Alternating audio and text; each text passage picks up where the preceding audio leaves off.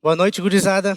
É um prazer enorme estar aqui hoje, nessa noite, para conversar com vocês a respeito um pouco do que Deus tem falado ao meu coração e compartilhar com vocês, trocar algumas ideias. Para aqueles que não me conhecem, o meu nome é Roger. Eu estou aqui na Aliança desde 2013, finalzinho de 2013. Era lá no centro ainda. A primeira vez que eu vim aqui ainda era uma celebração jovem, como a de hoje. Há mais ou menos 5 anos eu ganhei na Mega Sena, quando eu conheci a Maria Eduarda, e casei com ela. E hoje eu estou aqui, a convite do Ariel, que me convidou para mim vir aqui passar uma mensagem para vocês. E eu aceitei, é lógico. Só que eu não sabia direito o que eu ia falar para vocês, Até que foi decidido o tema para o Ministério Jovem, que é o Evangelho que Transforma. E aí, quando foi decidido o tema, de vocês aí, que é o Evangelho que Transforma, eu decidi falar sobre isso. Porque eu acho ele um tema muito interessante da gente conversar e da gente poder entender ele melhor. E por que eu penso isso? Porque durante muito tempo eu não entendia o Evangelho da maneira que eu entendo hoje. E pode ser que nessa noite aqui, alguns de vocês tenham as mesmas dúvidas e talvez não entendam o Evangelho ainda de uma maneira certa, no caso, Então, a minha ideia hoje é a gente falar a respeito dessa transformação do Evangelho. Vamos orar? Senhor, meu Deus, meu Pai, em nome do Teu Filho Jesus, eu te agradeço por esse momento. Te agradeço pela vida de cada um que está aqui. Obrigado por essa oportunidade. Que o Teu Espírito Santo esteja quebrantando os corações, Pai, e que toda a honra e toda a glória seja dada a Ti. É em nome de Jesus que eu oro e te agradeço por isso, meu Senhor. Amém. Então, queridos, vejam bem. Em toda a Bíblia, desde Gênesis até Apocalipse, se é pregado o Evangelho. E esse Evangelho, ele é santo. E a mensagem que é transmitida para nós, ela é uma mensagem de arrependimento e de santidade. Não é apenas aceitei a Cristo e ponto final. A gente tem uma maneira de viver. E esse é o nosso maior desafio. É ser transformados diariamente pelo Evangelho e deixar as nossas vontades carnais morrer, E tudo isso só é possível através do Espírito Santo, que vai usar da palavra de Deus para mudar a nossa vida e o nosso caráter. Na camiseta aqui, eu já vi que tem alguns de vocês aí que estão usando, tem uma borboleta, E essa borboleta, ela ilustra perfeitamente a transformação que tem que acontecer conosco quando a gente se depara com o Evangelho. Vejam bem, eu acho que todo mundo aqui sabe como é que uma borboleta vira uma borboleta, Bom, ela não é essa forma bonita e colorida que a gente vê voando pelas ruas e tal, No começo ela é um ovinho, e aí depois desse ovinho ela vira uma lagarta. E para ela chegar no estágio completo, o estágio completo que a gente vê aí, ela com asas e tudo mais, ela precisa passar por um processo. Vocês imaginam qual é que é o processo? É o processo de metamorfose. Ela fica pendurada lá na folha, fica dentro do casulo, até que chega um momento em que aquela lagarta dentro do casulo vai se transformar numa borboleta. E essa transformação tem tudo a ver com aquilo que Deus quer que aconteça na nossa vida através do Evangelho e das Escrituras. E essa transformação é exatamente o processo que Deus quer fazer com nós. O cristão verdadeiro, depois que ele tem contato com o Evangelho, ele nunca mais vai ser a mesma pessoa. Assim como a borboleta nunca mais vai ser uma lagarta, depois que ela passar pelo processo de metamorfose. Isso não significa que a gente vai ser perfeito, mas significa que as pessoas vão ver uma mudança nítida na nossa vida. Pelo menos deveriam. Talvez o exemplo mais claro e radical de mudança na Bíblia, de transformação de vida através do Evangelho, é o exemplo do apóstolo Paulo. Pelo menos, na minha opinião, no Novo Testamento. Porque de perseguidor da igreja, Paulo se torna talvez o maior missionário da igreja para com os gentios. E hoje, então, eu quero convidar vocês para a gente estar analisando a vida de Paulo e o que ele diz a respeito de si mesmo e a transformação que houve com ele quando ele teve contato com o Evangelho. E disso, tirar algumas aplicações e ensinamentos para a nossa vida. Beleza? Então vamos abrir as nossas Bíblias lá em Filipenses 3, do 1 ao 11. Finalmente, meus irmãos, alegre-se no Senhor. Escrevo-lhes de novo as mesmas coisas, pois não é cansativo para mim e é uma segurança para vocês.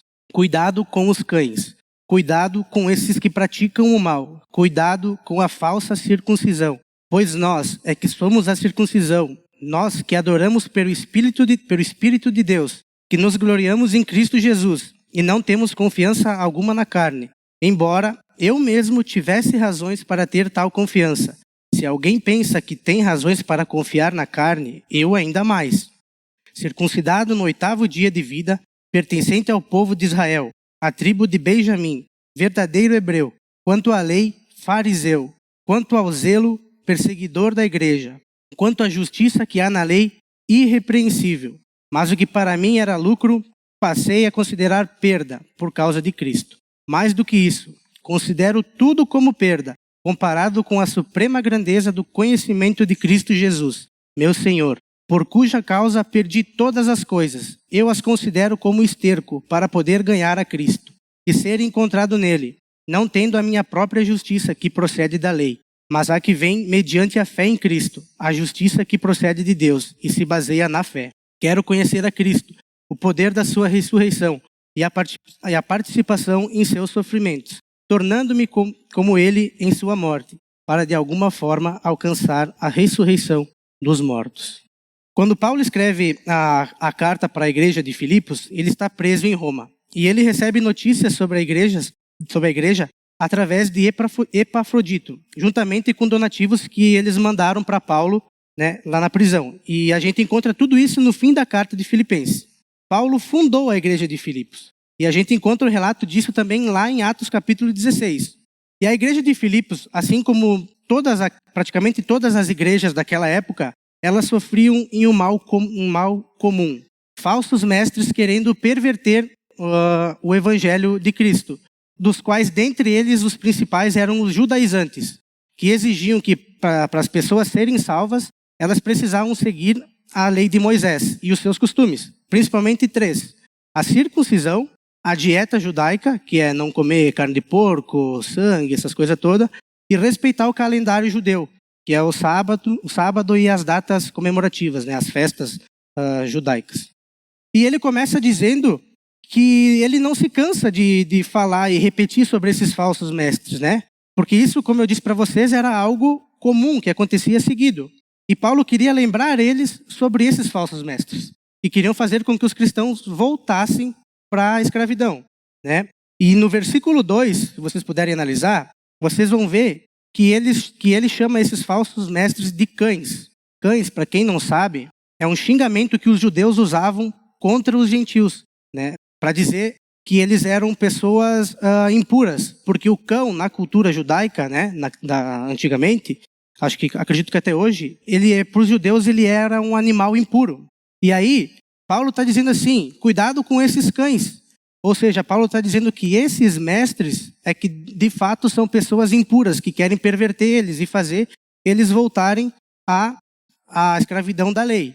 E ele segue no versículo 3 dizendo que nós, os cristãos, os que têm Jesus como Senhor e Salvador e adoram a Deus através disso, é que somos a verdadeira circuncisão e que não temos nada do que se glorificar na carne, né? Que era o que esse pessoal aí queria fazer com eles. E a partir daí, Paulo começa a falar da vida dele e que ele sim tinha motivos de sobra para confiar na carne, só que ele faz ao contrário, por causa de Jesus. E ele cita 5 pontos para justificar isso. No versículo 5, né, ele começa dizendo, circuncidado no 8º dia de vida. Toda criança hebreia do sexo masculino, no 8º dia de vida, ela era circuncidada. Essa era a marca do povo judeu. Uma aliança que Deus fez com Abraão lá no Antigo Testamento. Se vocês forem ler o livro de Gênesis, vocês vão entender a respeito do que eu estou falando. Ele continua. Pertencente ao povo de Israel, a tribo de Benjamim, verdadeiro hebreu.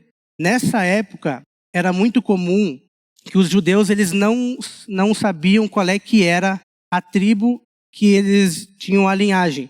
Por quê? Devido ao exílio da Babilônia, a genealogia do povo judeu meio que se perdeu. Eles sabiam que eles eram um povo judeu, mas não sabiam de fato de qual é que era a tribo. Mas, de alguma maneira, Paulo aqui diz que ele era da tribo de Benjamim, o verdadeiro hebreu, né? Ele era um puro sangue, um hebreu legítimo. Quanto à lei, ele se diz fariseu, né? Os fariseus, se alguém não sabe, é um grupo de pessoas separadas. É isso que significa fariseu, separado. Né? Eles tiveram origem no movimento onde o Império Romano queria helenizar o povo judeu, querendo trazer para eles a cultura grega e politeísta. E eles falaram, não, a gente não vai se misturar com essa falsa religião aí de vocês que é politeísta. A gente vai seguir a lei e os costumes de Moisés. E vejam só, eles até começaram com uma boa intenção.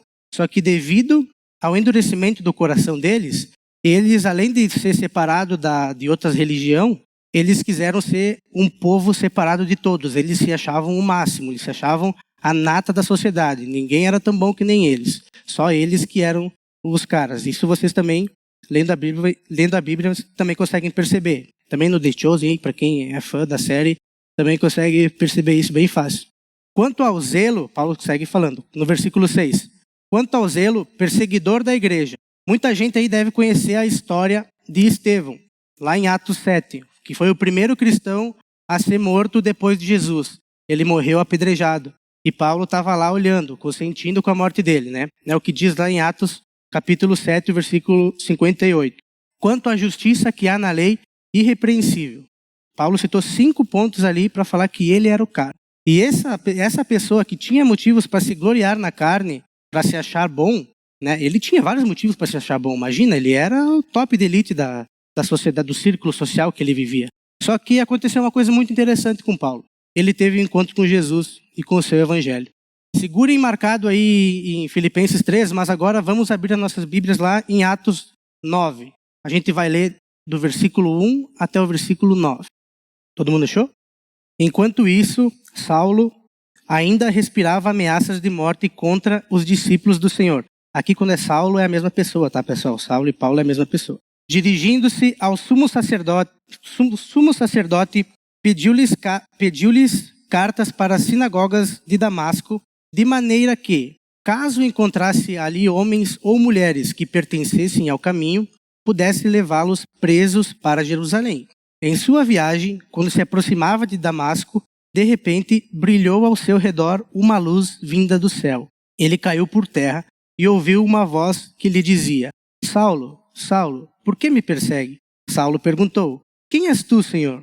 Ele respondeu, eu sou Jesus, a quem você persegue. Levante-se, entre na cidade, alguém lhe dirá o que você deve fazer. Os homens que viajavam com Saulo pararam emudecidos. Ouviam a voz, mas não viam ninguém. Saulo levantou-se do chão e, abrindo os olhos, não conseguia ver nada. E eles o levaram pela mão até Damasco. Por 3 dias esteve cego, não comeu e nem bebeu. Então, pessoal, depois que Estevão foi morto, como eu tinha falado para vocês antes, Paulo estava lá vendo toda aquela situação, né, os caras apedrejando eles, teve um grande tumulto em Jerusalém. E os discípulos se dispersaram. Eles foram cada um para o lado. Porque Paulo ia de porta em porta, caçando os cristãos e botando eles na prisão. Então eles foram pregar em outras cidades. E vários sinais e maravilhas eram feitos pelos cristãos.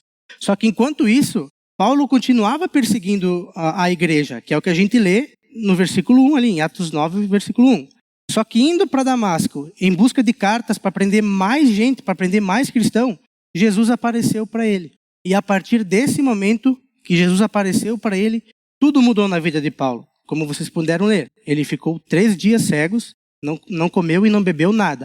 E depois, se vocês continuarem lendo ali o livro de Atos, vocês vão ver que ele passou um tempo com os discípulos e depois disso ele começou a pregar o evangelho. Então vocês vejam, o cara que era perseguidor mudou a vida dele quando ele teve contato com Cristo e foi pregar o evangelho. Agora, voltem lá para Filipenses 3. A gente vai continuar lendo do versículo 7 até o versículo 9. Mas o que para mim era lucro, passei a considerar perda por causa de Cristo. Mais do que isso, considero tudo como perda, comparado com a suprema grandeza do conhecimento de Cristo Jesus, meu Senhor, por cuja causa perdi todas as coisas. Eu as considero como esterco para poder ganhar a Cristo e ser encontrado nele, não tendo a minha própria justiça que procede da lei, mas a que vem mediante a fé em Cristo, a justiça que procede de Deus e se baseia na fé. Vejam bem, pessoal, essa pessoa que antes era um perseguidor, que jogava as pessoas na cadeia, que fazia ameaça à vida delas, e que muito provavelmente ele era muitíssimo respeitado e muito conhecido no círculo social em que ele vivia, quando ele se encontra com Jesus e recebe o evangelho, ele considera tudo como esterco. Todo mundo sabe o que é esterco, né? Não preciso explicar. Todas as experiências, todos os conhecimentos, todos os valores, todas as certezas que ele tinha, ele joga fora por causa do evangelho. E começa a viver uma vida nova, voltada para Jesus. E baseada não no esforço próprio dele, mas sim baseada na fé que ele tem em Jesus, como ele mesmo disse ali no versículo 9. Vejam bem, por mais que Paulo nos dá vários motivos para ele poder se vangloriar e ser uma pessoa muito top antes de conhecer Jesus, quando ele se encontra com Cristo, ele fala que tudo isso é lixo, que tudo isso não tem valor nenhum na vida dele. E eu? O que será que eu penso a respeito da minha vida? Da minha antiga vida? Será que depois de ter contato com o evangelho, eu considero tudo como perca? Ou ainda olho para a minha antiga vida com carinho e muitas vezes volto atrás para viver na minha antiga vida e praticar as coisas que eu ainda vivia? Vocês já pararam para pensar nisso? Vocês já pararam para pensar se vocês largaram a antiga vida de vocês? Ou se vocês ainda vivem nela, com um pé lá e um pé cá? Como se Cristo e o evangelho não tivessem feito diferença nenhuma na nossa vida. Como se Jesus fosse apenas um professor que diz para nós como a gente tem que andar em algumas, ou como a gente tem que agir em alguma situação. Mas não em todas, né? Porque afinal em todas as situações é muito difícil da gente seguir a Cristo. Vocês já pararam para pensar nisso? Porque isso é uma coisa fundamental. E assim, uma coisa para a gente refletir. Paulo, ele não era bom. E ele mesmo diz isso depois que ele conhece a Cristo. Ele mesmo se auto-intitula como o pior dos pecadores, né? E sabe por quê? Porque a gente não é bom.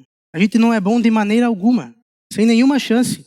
Mas eu também não acredito que ele era literalmente o pior dos pecadores. Sabe por quê? Porque eu me conheço. E sei que Paulo é bem melhor que eu. E quando a gente pensa numa figura que nem Paulo, num homem que escreveu tantas e tantas cartas da Bíblia, o que a gente pensa? Nossa, Paulo é um homem fiel, é um homem bom, é um homem de Deus. E ele, de fato, realmente, ele é tudo isso. Só que o que fez ele ser tudo isso, não é ele próprio, mas sim o evangelho, que transformou a vida dele, que justifica as pessoas em Cristo. E esse mesmo evangelho, que transformou a vida de um homem que era assassino, que perseguia as pessoas, ele também pode transformar a vida de vocês. Porque é isso que o evangelho vai fazer na nossa vida. Só que para isso acontecer, a gente tem que procurar ouvir o evangelho com um coração quebrantado. E aí, se daqui a um pouco você vai dizer assim para mim, Roger, eu não sou assim. Ou está se perguntando, o que falta para eu ser assim? Ora para Deus. Ora para Deus abrir os olhos do teu coração, para que o evangelho dele transforme a sua vida. E para a gente ter o mesmo desejo que Paulo tem no versículo 10 da carta ali de Filipenses, né? Que ele diz o seguinte, que ele querer conhecer a Cristo, o poder da sua ressurreição e a participação em seus sofrimentos, tornando-me como ele em sua morte. Ou seja, gente, querer conhecer a Cristo todos os dias, entender o seu poder e se tornar mais parecido com ele, ser semelhante a Cristo. Vejam que mesmo depois que ele teve um contato com o evangelho, né, ele ainda anseia conhecer Jesus. Então, a partir do momento que a gente teve acesso ao evangelho de Cristo, a gente tem que querer se conectar com ele ainda mais. Não é só uma coisa e parei. Não. A gente tem que querer conhecer o evangelho, estudar o evangelho e sair nesse mundo afora, falando das boas novas, procurando viver uma vida o mais correta possível, né? Paulo já tinha tido um encontro com Jesus e mesmo assim ele desejava conhecer Jesus ainda mais. Esse deve ser o nosso desejo, todos os dias. Para quê? Para que a gente possa ir para o céu, que é o que ele diz no versículo 11, quando ele fala sobre a ressurreição dos mortos. Só que tudo isso é obra de Deus, quando ele nos justifica em Cristo Jesus. Com tudo isso, gente, eu quero tirar algumas aplicações práticas para a nossa vida, né? E a primeira delas é, se a gente quer agradar a Deus, a gente precisa estar em contato diário com o evangelho, porque não existe outra forma de agradar a Deus a não ser pela fé em Cristo. É impossível. A gente só é justificado pela fé. A segunda aplicação é o que a gente faz quando a gente tem contato com isso. Como a gente vive? A vida não é apenas aceitar Jesus e deu, ponto final. Se fosse isso, quando a gente aceita Cristo, a gente era arrebatado. Mas a gente tem que ir nesse mundo falando de Jesus, mudar a nossa vida e procurar viver uma vida o mais correta possível. Assim como Paulo viveu. Ele mudou a trajetória da vida dele quando ele teve contato com Cristo. E a terceira aplicação, querer experimentar o poder da cruz e da ressurreição de Jesus todos os dias, para poder alcançar a vontade de Deus para as nossas vidas. E com isso, nos livrarmos do poder do pecado nas nossas vidas e sermos santos, assim como Ele é santo. Amém? Vou fazer uma oração para terminar aqui, beleza? Senhor, meu Deus, meu Pai, quero te agradecer por este momento. Pai, obrigado pela vida de cada um. Que a tua palavra esteja penetrando no nosso coração, Deus, e que a gente possa meditar sobre ela durante a semana.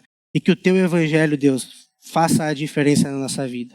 Que a gente possa ser transformado pelo teu poder diariamente, Pai, para que cada vez mais a gente possa ser parecido com o teu Filho Jesus, que afinal é isso que nós devemos fazer.